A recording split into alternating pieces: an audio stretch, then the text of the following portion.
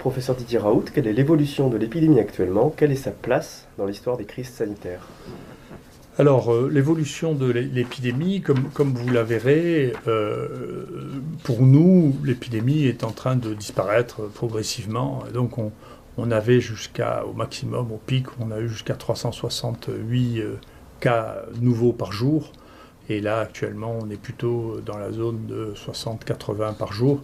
Donc, à une diminution très, très significative du nombre de cas détectés, et encore plus significatif chez les gens qui viennent se faire détecter alors qu'ils sont asymptomatiques. Donc il est possible, c'est une des possibilités que j'avais évoquées parmi d'autres, hein, que l'épidémie disparaisse au printemps et que d'ici quelques semaines, il n'y ait plus de cas pour des raisons qui sont extrêmement étranges, mais qui sont des choses qu'on a l'habitude de voir pour la plupart des maladies virales respiratoires. Donc c'est assez banal.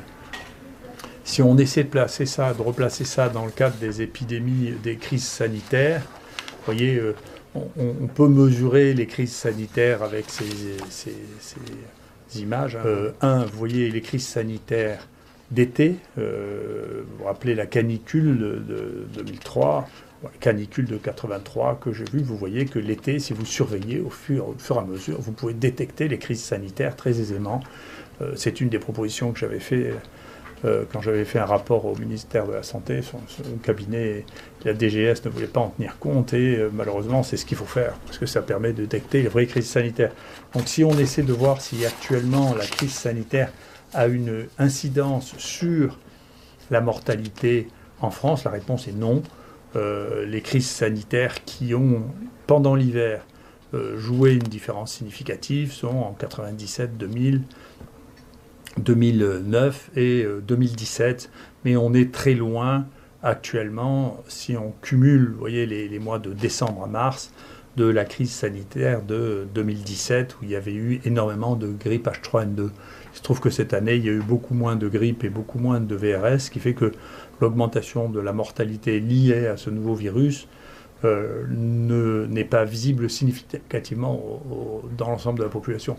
Bien entendu, il y a d'autres phénomènes, c'est multifactoriel, mais on ne peut pas dire, c'est que j'ai horreur de prédire, mais quand même j'avais prédit que cette crise sanitaire ne modifierait pas l'espérance de vie des Français. C'est le cas, on fera les comptes, pas plus que d'ailleurs en Chine, 3000 ou 4000 morts ne modifient l'espérance de vie des 1,3 ou 4 milliards de Chinois dans l'année. C'est pas vrai. Donc c'est, encore une fois, c'est bien de faire face aux crises sanitaires, de les gérer.